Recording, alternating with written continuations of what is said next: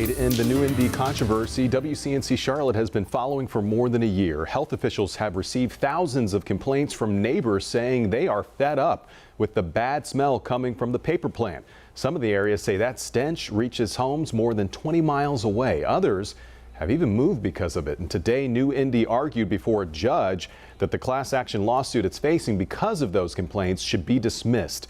Cameras were not allowed inside the courthouse in Columbia, but WCNC Charlotte's Indira Eskieva was inside the courtroom for the arguments. The judge has not made a decision yet, but she did make it clear that she did not agree with some of the arguments made by New-Indy's attorneys, which attorneys for residents took as a good sign. 2 years after complaints started coming in from residents of a foul odor from the New-Indy paper company in Catawba impacting their personal property, health, and livelihood. Extreme fatigue, headache, sometimes I get nauseous. New-Indy is trying to get a judge to dismiss a class action lawsuit with almost 2,000 plaintiffs. Some of the arguments made by the company's attorneys: the 50-page lawsuit is not specific enough, that it's not possible homes as far as 20 miles away from the plant can be affected, or that parent company New-Indy Containerboard should be named in the lawsuit when New-Indy Catawba is an LLC. The judge has not yet reached a decision in today's hearing, but she did make it clear she disagrees with arguments made by New-Indy's attorneys.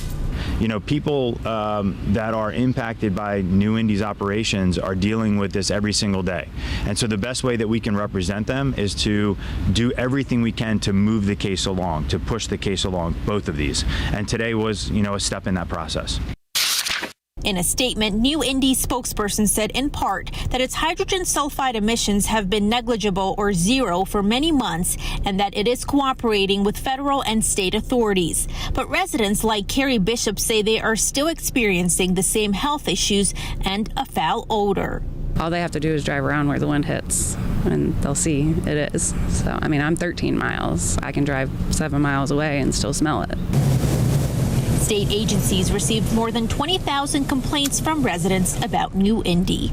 Obviously there are other environmental contamination cases that are currently pending in the state and other parts of the state, but we certainly have not seen something this widespread.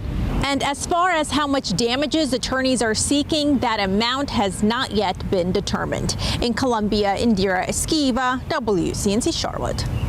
And we've been following the controversy surrounding New-Indy for more than a year now. To see our extensive coverage surrounding the complaints, investigation, and lawsuit, we have a page dedicated to this entire saga on our website. Log on to WCNC.com/New-Indy. There you'll find our previous reports and an interactive timeline that'll walk you through all of the major plot points of this story.